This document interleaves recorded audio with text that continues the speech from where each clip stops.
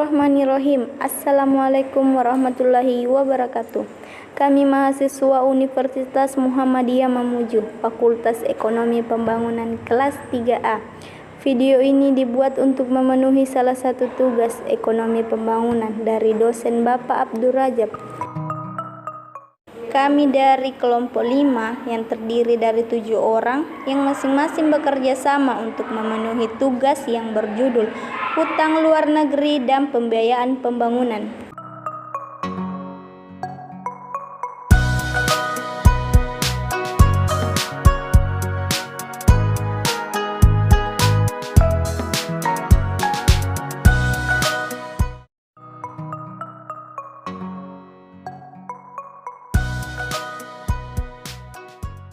Adapun yang melatar belakangi utang luar negeri, kronologi utang luar negeri Indonesia telah berlangsung lama sekali, bahkan pada zaman pemerintahan Presiden pertama. Pinjaman luar negeri tersebut sudah mulai menumpuk sampai terjadinya pergantian pemerintahan. Pinjaman lama tersebut banyak terkait dengan penggunaan untuk berbagai keperluan yang berkaitan dengan persediaan pangan, pembiayaan konfrontasi maupun penyelenggaraan pesta olahraga dan konferensi yang sebagaimana besar dibiayai oleh Blok Timur. Utang luar negeri pada waktu itu akhirnya menjadi beban yang sangat berat jika diukur dengan kemampuan negara untuk membayarnya kembali, baik dari sisi keuangan negara maupun penyediaan devisanya. Utang luar negeri tersebut bagaimanapun juga harus diakui banyak memberikan hasil bagi pembangunan negara. Pembangunan berbagai proyek prasarana seperti bendungan, irigasi, listrik, telepon, jembatan, jalan, sarana transportasi darat, laut, dan udara, dan banyak lagi dilakukan secara berkesinambungan sehingga Indonesia pada akhirnya mencapai tingkat penghasilan berkapital yang meningkat berkali-kali lipat. Indonesia bahkan sampai menjadi salah satu contoh keajaiban dunia. Kebutuhan pinjaman luar negeri merupakan sesuatu yang wajar untuk negara-negara yang sedang berkembang seperti Indonesia. Keterbukaan Indonesia terhadap modal asing baik dalam bentuk pinjaman luar negeri maupun modal asing langsung telah terjadi sejak menjelang akhir tahun 1960-an. Bantuan luar negeri menjadi suatu kebutuhan mengingat kondisi perekonomian Indonesia pada waktu itu yang memprihatinkan. Pemerintah melakukan pinjaman luar negeri karena penerimaan pemerintah yang berasal dari pajak maupun penerimaan lainnya tidak mencukupi untuk membiayai pengeluaran pemerintah, baik untuk pengeluaran publik maupun pengeluaran aparatur. Dengan demikian, pinjaman menjadi salah satu faktor yang menentukan terjadinya kesinambungan fiskal atau suatu anggaran negara. Pinjaman sebagai alat untuk menutupi defisi anggaran pemerintah atau memberikan dampak terhadap neraca pembayaran yang kemudian juga berimplikasi pada kinerja anggaran pemerintah. Selanjutnya, saya akan memaparkan apa sih utang luar negeri itu. Utang luar negeri adalah sebagian dari total utang suatu negara yang diperoleh dari para kreditor di luar negeri tersebut.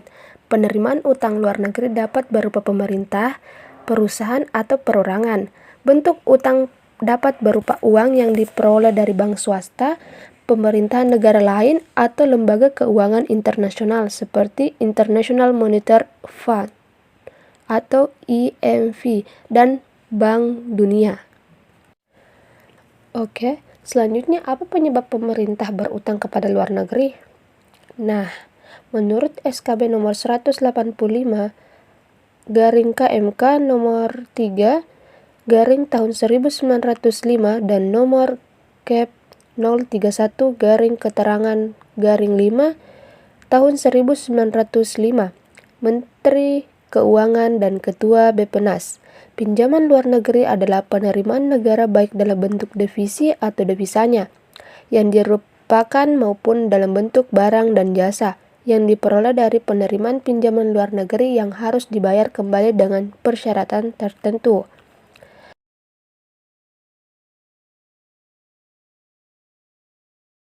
Utang Indonesia hingga akhir Mei 2022 membengkak. Posisi utang hingga 31 Mei 2022 mencapai 7.002,24 triliun. Besarnya setara dengan 38,88% dari produk domestik bruto Indonesia. Statistik utang luar negeri Indonesia. Utang luar Indonesia pada triwulan 3 2022 kembali menurun. Posisi ULN Indonesia pada akhir triwulan 3 2022 tercatat sebesar 394,6 miliar dolar, turun dibandingkan dengan posisi ULN pada triwulan 2 2022 sebesar 403,6 miliar dolar. Perkembangan tersebut disebabkan oleh penurunan ULN sektor publik atau pemerintah dan bank sentral maupun sektor swasta. Secara tahunan, posisi ULN triwulan 3 2022 mengalami kontraksi sebesar 7,0% YoY, lebih dalam dibandingkan dengan kontraksi pada triwulan sebelumnya yang sebesar 2,9% YoY.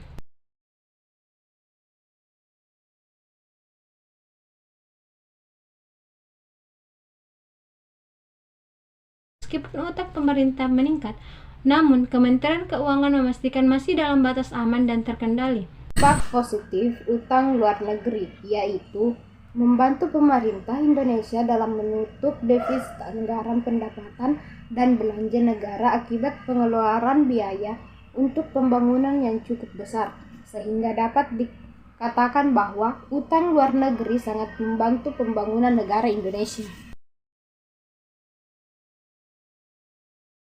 Dampak negatif utang luar negeri ada 3. Yang pertama yaitu utang luar negeri menyebabkan terjadinya distorsi perekonomian nasional. 2. Utang luar negeri mengakibatkan terjadinya ketergantungan atau dependensi secara politik dan ekonomi terhadap asing. Dan yang ketiga, dalam jangka pendek, utang luar negeri sangat membantu pemerintah Indonesia dalam upaya penutup defisit anggaran, pendapatan dan belanja negara akibat pembiayaan rutin dan pengeluaran pembangunan yang cukup besar.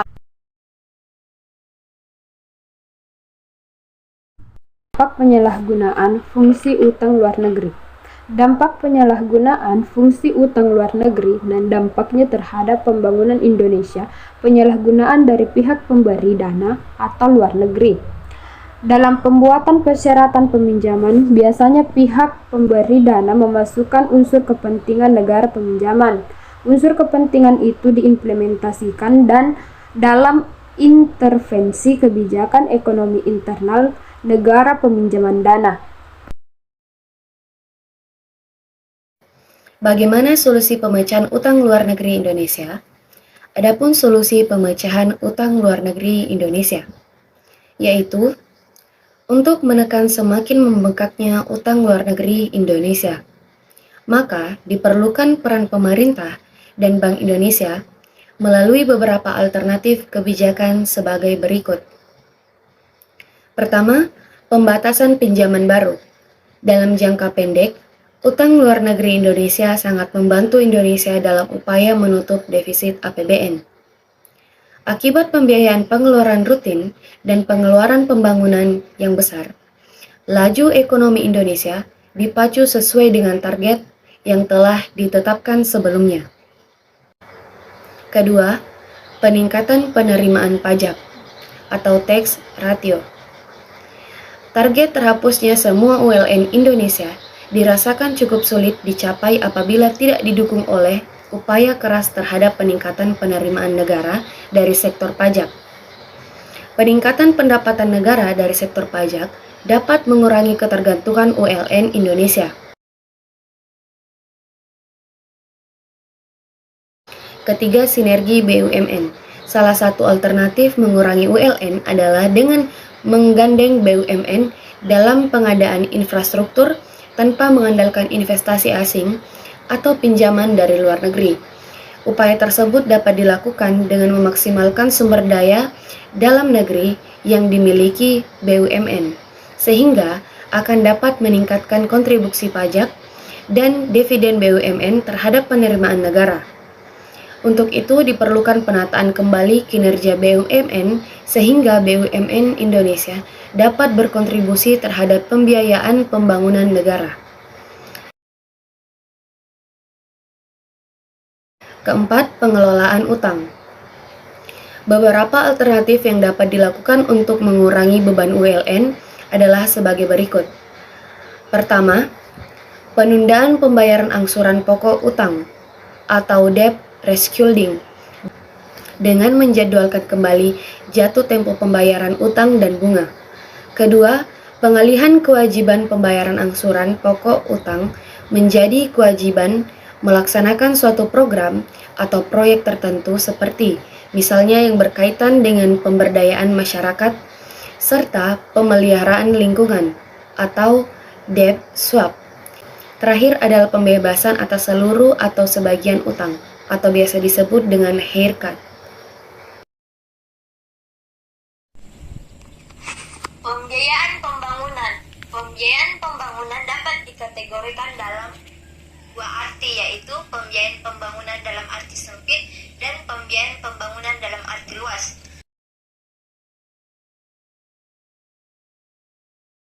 Pembiayaan pembangunan dalam arti sempit, di mana pemerintah melakukan usaha untuk menutup defisit anggaran untuk membiayai pembangunan dari sumber utang dan non-utang.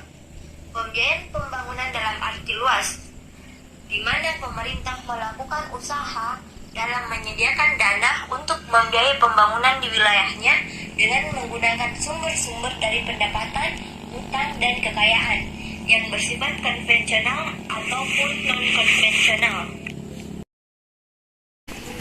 Adapun kondisi yang mempengaruhi besarnya defisit anggaran yaitu yang pertama, asumsi makro APBN yang tidak pernah akurat, kedua, kelebihan pembiayaan APBN, ketiga, tingkat bunga kupon obligasi atau SUN terlalu tinggi sehingga meningkatkan biaya layanan utang yang mencapai 121,3 triliun rupiah, dan yang terakhir, penerbitan SUN atau SDN mendahului kebutuhan. Untuk mengatasi permasalahan tersebut, terdapat potensi pembiayaan yang bisa dikembangkan yakni terbagi menjadi 4. Yang pertama, memanfaatkan dana industri keuangan non-bank untuk membiayaan pembangunan. Kedua, membentuk bank pembangunan untuk membiayai pembangunan. Pembentukan bank pembangunan ini bisa dimulai dengan penggabungan PT. Ketiga, peran pengawasan kebendaraan umum negara. Peran pengawasan terdapat kegiatan kebendaraan umum negara sudah dilaksanakan oleh BPKP. Peran tersebut dapat dilaksanakan berupa pelaksanaan audit, review, evaluasi, pemantauan, dan kegiatan. Pengawasan lainnya terdapat perencanaan, pelaksanaan, dan bertanggung jawab akuntabilitas pembiayaan keuangan negara atau daerah. Keempat, peran pengawasan BPKP terhadap pembiayaan pembangunan infrastruktur atas perintah Presiden. Pengawasan BPKP terhadap kegiatan pembangunan, khususnya infrastruktur terbatas, panjang dana pembangunan tersebut berasal dari APBN.